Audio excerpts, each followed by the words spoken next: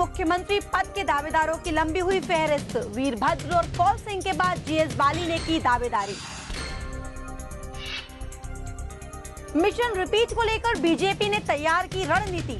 शिमला में मुख्यमंत्री सहित एकत्र हुए तमाम पदाधिकारी, लेकिन शांता कुमार ने बनाई दूरी। युवा कांग्रेस अध्यक्ष पद के लिए 6 प्रत्याशियों के भाग्य मतपेटियों में बंद। 21 को होगी मतगणना। मौसम में बदलाव के साथ बढ़ा वायरल का प्रकोप। अस्पतालों में बढ़ी मरीजों की संख्या। डॉक्टरों ने दी बचाव की सलाह। नमस्कार, हिमाचल आजकल में आपका स्वागत है। मैं हूं निधि शुक्ला। अपने इस खास न्यूज बुलेटिन में हम आपको दिखाएंगे राज्य की हर वो खबर जिसका सरोकार सीधे आपसे है।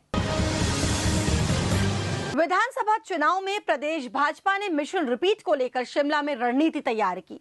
भाजपा ने शिमला में मंत्रियों, विधायकों और पार्टी के पदाधिकारियों की बैठक कर सरकार के 4.5 साल के कार्यकाल की समीक्षा की। इस बैठक में प्रदेश भाजपा के सह प्रभारी श्याम जाजू, राष्ट्रीय महासचिव जगत प्रकाश नड्डा, राष्ट्रीय संगठन मंत्री रामलाल के अलावा मुख्यमंत्री प्रेम कुमार धूमल और प्रदेश भाजपा के अध्यक्ष सतपाल सत्ती भी उपस्थित थे। बैठक से भाजपा के राष्ट्रीय उपाध्यक्ष और सांसद शांता कुमार ने दूरी बनाए रखी। भाजपा के सह प्रभारी श्याम जाजू ने कहा कि दिल्ली नगर निगम के चुनावी नतीजों से पार्टी के कार्यकर्ता उत्साहित हैं। अब शिमला नगर निगम पर काबिज होने की बारी है। वीरवार को शिमला में आगामी चुनावों को लेकर भाजपा की मैराथन बैठक हुई। पहली बैठक में राष्ट्रीय संगठन मंत्री रामलाल ने राज्य के मंत्री, विधायक और सांसदों से चर्चा कर उनसे सुझाव लिए। वहीं दूसरी बैठक भाजपा कोर कमेटी के साथ की गई और तीसरी बैठक में संगठन और प्रकोष्ठों के अध्यक्षों के सुझाव व समस्याएं सुनी गईं। बैठक को लेकर भाजपा के सह प्रभारी श्याम जाजू ने कहा कि इसमें आगामी चुनाव में भाजपा के मिशन रिपीट के लक्ष्य को अमली जामा पहनाने के लिए रणनीति तैयार की गई है। उन्होंने कहा कि दिल्ली नगर निगम के नतीजों से पार्टी के कार्यकर्ता खासे उत्साहित हैं और अब शिमला नगर निगम पर काबिज होने की बारी है। उन्होंने कहा कि मुख्यमंत्री प्रेम कुमार धूमल के नेतृत्व में राज्य में भाजपा सरकार काफी बेहतर कार्य कर रही है और आगामी चुनाव भी उन्हीं के नेतृत्व में लड़े जाएंगे। पूरे 3 घंटे की बैठक में मिशन 2012 रिपीट करने के लिए हिमाचल प्रदेश में जो तैयारियां चल रही है उसका रिव्यू लिया गया। पार्टी में नए लोग जुड़ रहे हैं। 5 साल में जो काम हुए उसकी चर्चा करते हुए जो काम बचे उसका भी रिव्यू, उसका भी परफॉर्मेंस अच्छा करने के लिए आने वाले 3-4 महीने में सभी कार्यकर्ता कोशिश करने वाले हैं। भाजपा के राष्ट्रीय उपाध्यक्ष व सांसद शांता कुमार प्रदेश भाजपा से गत 2 वर्षों से पूरी तरह से दूरी बनाए हुए हैं। वे न तो किसी बैठक में शामिल होते हैं और न ही किसी कार्यक्रम में। इस पर प्रदेश भाजपा अध्यक्ष सतपाल सत्ती ने कहा कि वे व्यस्तता के चलते नहीं आ सके, लेकिन वे आगामी कार्यक्रम में जरूर आएंगे।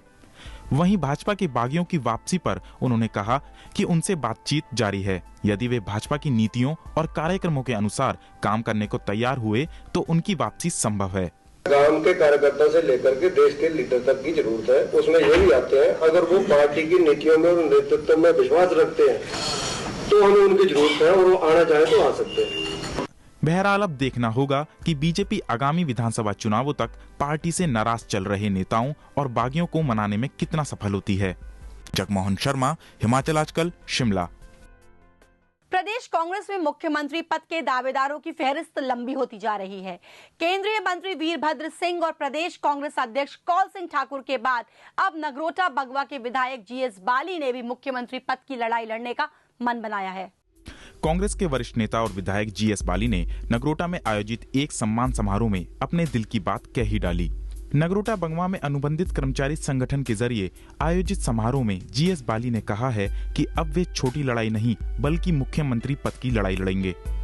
कांगड़ा जिले से हमेशा भेदभाव होता रहा है। यहाँ की जनता की लड़ाई अब मुख्यमंत्री पद तक पहुँच गई है। मेरी लड़ाई बहुत बड़े नेता से किसी से हो सकती है। लड़ाई किस चीज की? लड़ाई है आपकी नौकरियों की, गरीब आदमी को उसके हक दिलाने की। जो पूरे प्रदेश में गरीब पड़ा है और नौकरी उसको मिल रही है जिसकी सिफारिश है उसको रोकने की। और कांगड़ा को जो हमारे जो लोग हैं आज पिछले 50 साल से अपने हक की लड़ाई मांग रहे हैं। भाई आपकी लड़ाई छोटी मोटी लड़ाई नहीं, आपकी लड़ाई मुख्यमंत्री की है। मैं स्पष्ट तौर पर कहता हूँ। विधानसभा चुनाव से ठीक पहले विधायक जीएस बाली ने राजनीतिक गलियारों में नई बहस छेड़ दी है। जीएस बाली की मुख्यमंत्री पद की दावेदारी से कांग्रेस के कई नेता भी सकते में पड़ सकते हैं। अब ये देखना दिलचस्प होगा कि कांग्रेस मुख्यमंत्री पद के दावेदारों को कैसे संभालती है। मंजीत कुमार, हिमाचल आजकल, नगरोटा, बगवां। भाजपा के राष्ट्रीय महासचिव जगत प्रकाश नड्डा ने अनाडेल मैदान के मामले पर कहा है कि देश की सुरक्षा सर्वोपरि है। उन्होंने कहा है कि सेना और सरकार के बीच कोई गतिरोध नहीं है, अब यह मामला शांत हो गया है। नड्डा ने कहा है कि इस मैदान की लीज 1982 में समाप्त हो चुकी है और तब से लेकर हर सरकार ने इसे सेना से हिमाचल सरकार को वापस दिलाने की कोशिश की है। उन्होंने कहा कि सरकार ने जो कदम उठाने थे उठा लिए हैं, अब इस मामले को तूल देने की कोई आवश्यकता नहीं है। कुछ लोग पार्टी की प्रतिष्ठा मलिन करने के लिए इसे तूल दे रहे हैं। उन्होंने कहा कि सेना को सरकार हर संभव मदद देने के लिए तैयार है और जरूरत पड़ी तो रिज मैदान में भी दे दिया जाएगा, लेकिन सेना का अपमान नहीं किया जाएगा। आज की सरकार इस बात को मानती है कि आपको एनाडेल ही क्या, अगर आपको रिज मैदान चाहिए, अगर आपको चौड़ा मैदान चाहिए, अगर आपको कल्याणी मैदान चाहिए, कोई भी मैदान डिफेंस पर्पसेस के लिए, इमरजेंसी पर्पसेस के लिए हमेशा दिया जाएगा। और हम राष्ट्रीय के सुरक्षा के दृष्टि से हमेशा हिमाचल सरकार तत्पर खड़ी रहेगी। अपने विधानसभा क्षेत्र द्रंग पहुंचे प्रदेश कांग्रेस अध्यक्ष कौल सिंह ठाकुर ने भाजपा सरकार पर हमला बोला है। कौल सिंह ने कहा है कि प्रदेश की भाजपा सरकार घोटालों की सरकार बनकर रह गई है। प्रदेश में बड़े पैमाने पर जमीन घोटाले, भूमि घोटाले और सीमेंट घोटाले उजागर हुए हैं। प्रदेश में तैयार होने वाला सीमेंट यहां के लोगों को ही महंगे दामों पर मिल रहा है। कौल सिंह ठाकुर ने कहा कि केंद्र की यूपीए सरकार ने प्रदेश के दिल खोलकर मदद की है, लेकिन बीजेपी सरकार के लोग केंद्र की योजनाओं को लेकर गुमराह करने की कोशिश कर रहे हैं। मुझे अफसोस होता है जब धूमल साहब और उनके मंत्री कहते हैं मनरेगा हमने शुरू किया है, मनरेगा में हमने इतना पैसा खर्च किया है। मनरेगा का 70% पैसा जो है वो केंद्र की यूपीए सरकार। हमारे वक्त में कभी सीमेंट की बोरी की कीमत 5 रुपए से ज्यादा नहीं हुई है और इनके राज में सीमेंट 35 रुपए, 40 रुपए, एक महीने में 40 रुपए सीमेंट की बोरी की कीमत बढ़ रही है। यानी जहां सीमेंट पैदा होता है, बरमाना में सीमेंट पैदा होता है, डाला घाट में पैदा होता है, वहाँ सीमेंट महंगा बिक रहा है। वहीं भूमि खरीद मामले में स्वास्थ्य मंत्री डॉक्टर राजीव बिंदल ने सोलन की एक अदालत में हिमाचल लोकहित पार्टी के प्रवक्ता और पूर्व मंत्री महेंद्र नाथ सोफत पर आपराधिक और मानहानि का मुकदमा दायर किया है। महेंद्र नाथ सोफत ने स्वास्थ्य मंत्री पर प्रदेश और प्रदेश के बाहर विभिन्न स्थानों पर भूमि खरीद के आरोप लगाए हैं। डॉक्टर राजीव बिंदल ने कहा कि पूर्व मंत्री महेंद्र नाथ सोफत ने उनकी छवि को दागदार किया है। पिछले दिनों हमारी साफ छवि को दागदार करने के लिए श्री महेंद्र नाथ सोफत ने अनेक प्रकार के अनर्गल, असत्य, भ्रामक, दिग्भ्रमित करने वाले झूठे मनगढ़ंत आरोप लगा करके पूरे प्रदेश के अंदर और प्रदेश के बाहर हमारी छवि को खराब करने का प्रयास किया। उसी कड़ी में आज हमने आदरणीय चीफ जुडिशियल मैजिस्ट्रेट सोलन की अदालत में एक क्रिमिनल केस उनके खिलाफ दायर किया है। प्रदेश युवा कांग्रेस की सरदारी के लिए वीरवार को प्रत्याशियों के भाग्य का फैसला मतपेटियों में बंद हो गया है। प्रदेश युवा कांग्रेस के लिए इस बार कुल 6 उम्मीदवार चुनाव मैदान में हैं। इनमें से 4 प्रत्याशी जिला कांगड़ा से, 2 प्रत्याशी जिला मंडी से संबंध रखते हैं।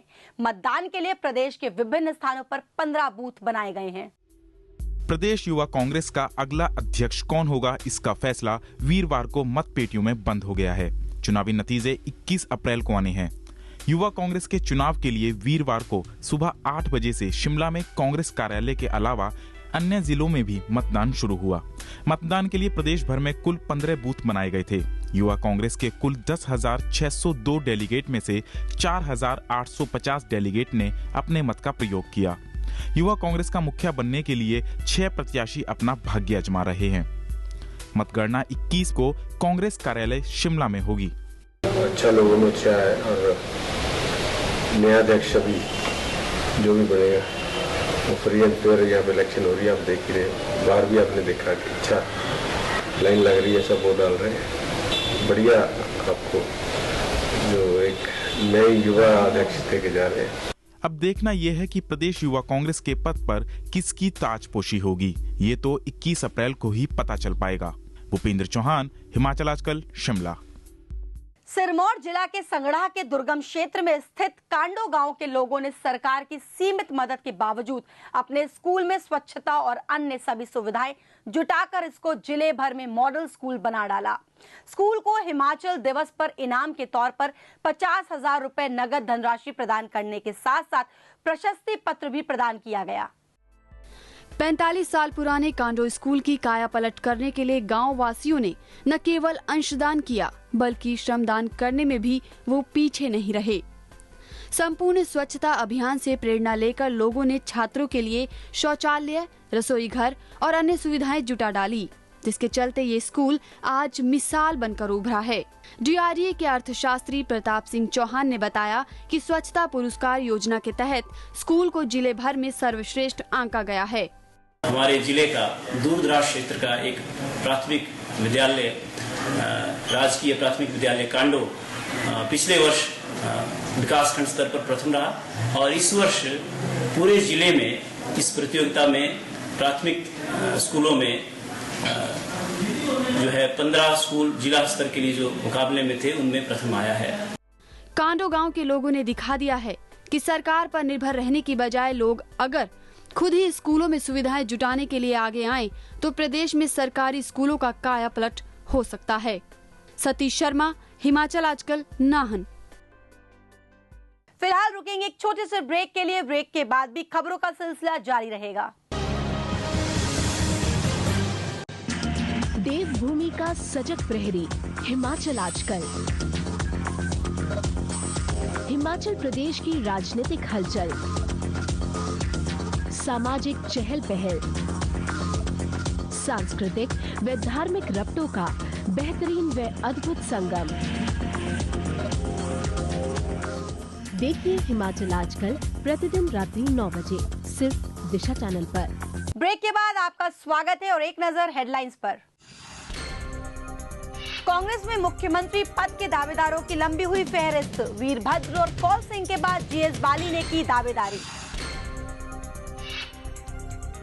मिशन रिपीट को लेकर बीजेपी ने तैयार की रणनीति। शिमला में मुख्यमंत्री सहित एकत्र हुए तमाम पदाधिकारी, लेकिन शांता कुमार ने बनाई दूरी। युवा कांग्रेस अध्यक्ष पद के लिए 6 प्रत्याशियों के भाग्य मतपेटियों में बंद। 21 को होगी मतगणना। मौसम में बदलाव के साथ बढ़ा वायरल का प्रकोप। अस्पतालों में बढ़ी मरीजों की संख्या। डॉक्टरों ने दी बचाव की सलाह। मौसम में बदलाव का असर लोगों के स्वास्थ्य पर भी पड़ने लगा है।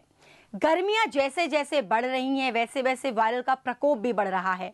यही वजह है कि अस्पतालों में इन दिनों मरीज बड़ी संख्या में नजर आ रहे हैं।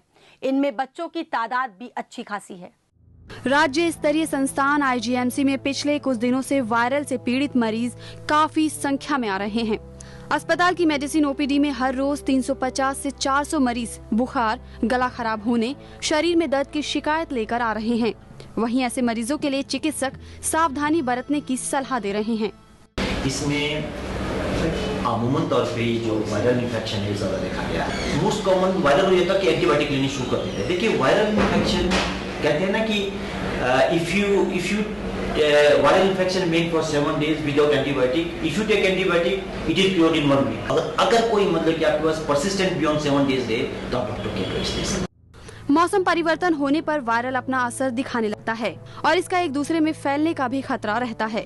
इसलिए जरूरत ज्यादा एहतियात बरतने की है, जिससे इस बीमारी से बचा जा सके। ब्यूरो रिपोर्ट, हिमाचल आजकल। जिला रोगी कल्याण समिति हमीरपुर के लोगों को बेहतर स्वास्थ्य सुविधाएं प्रदान करेगी। इसके लिए रोगी कल्याण समिति ने 2 करोड़ 60 लाख रुपए के बजट का प्रावधान किया है। रोगी कल्याण समिति के वार्षिक बजट बैठक हमीरपुर में जिला उपायुक्त राजेंद्र सिंह की अध्यक्षता में आयोजित की गई। बैठक में स्वास्थ्य विभाग के कर्मचारियों की विभिन्न मांगों पर भी चर्चा की गई। हमीरपुर के मुख्य चिकित्सा अधिकारी डॉक्टर RK सोनी ने कहा कि रोगी कल्याण समिति के वार्षिक बजट को मंजूरी दे दी गई है। गवर्निंग बॉडी की मीटिंग हुई, जिसमें 2,68,48,000 का बजट जो है वो उसकी स्वीकृति प्रदान की गई और जो पार्किंग की असुविधा है उसको भी मद्देनजर रखते हुए हमें बेहतर पार्किंग व्यवस्था करनी होगी। इस पे भी विस्तृत चर्चा हुई। प्रदेश सरकार ने कन्या भ्रूण हत्या को रोकने के लिए बेटी है अनमोल योजना शुरू की है, तो दूसरी ओर भारतीय स्टेट बैंक ने भी गरीब परिवारों की कन्याओं का शिक्षा का खर्च उठाने की अनूठी पहल की है। स्टेट बैंक ऊना शाखा ने 12 कन्याओं का शिक्षा का खर्च उठाने का फैसला किया है। बैंक ने इन कन्याओं को 26,334 रुपए की सहायता प्रदान की है। जिला ग्रामीण विकास अभिकरण के परियोजना अधिकारी रविंद्र शर्मा ने कहा कि ये सहायता पहली कक्षा से लेकर 12वीं कक्षा तक की गरीब परिवारों की कन्याओं को दी गई है।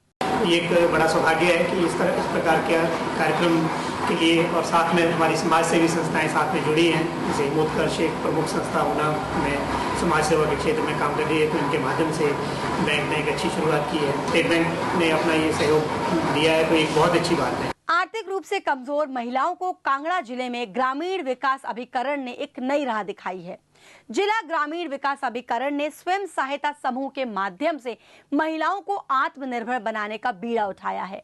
जिला ग्रामीण विकास अभिकरण के परियोजना अधिकारी डॉक्टर हरीश गज्जू ने कहा कि कांगड़ा जिले में करीब 2,485 स्वयं सहायता समूह विभिन्न क्षेत्रों में काम कर रहे हैं। हर वर्ष 80 से 100 तक सहायता समूह नए शामिल हो रहे हैं।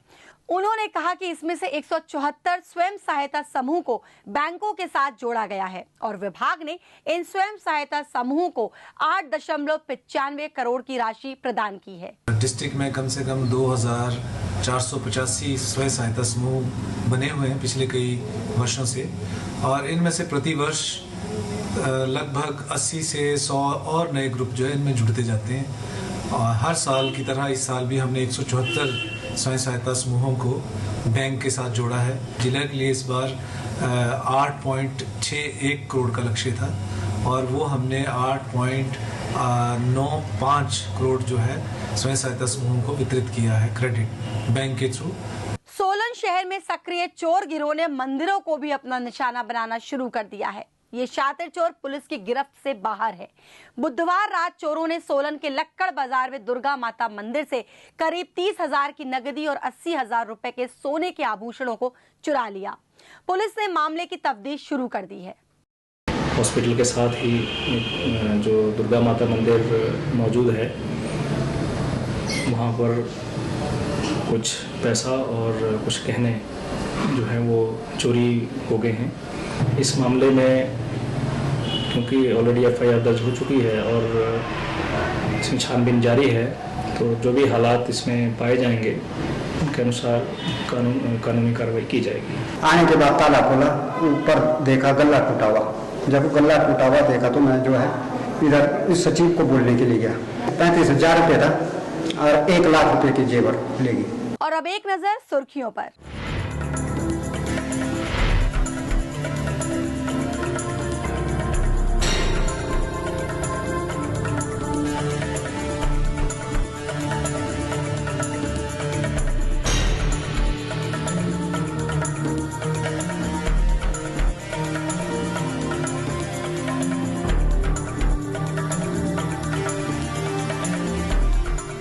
अभी के लिए बस इतना ही। हिमाचल की ताजा तरीन खबरों के साथ हम फिर होंगे हाजिर। तब तक के लिए नमस्कार। हिमाचल आजकल से जुड़ी किसी भी प्रतिक्रिया या सुझाव के लिए संपर्क करें कृष्ण भानु, ठाकुर वाटिका, खलीनी, शिमला 2।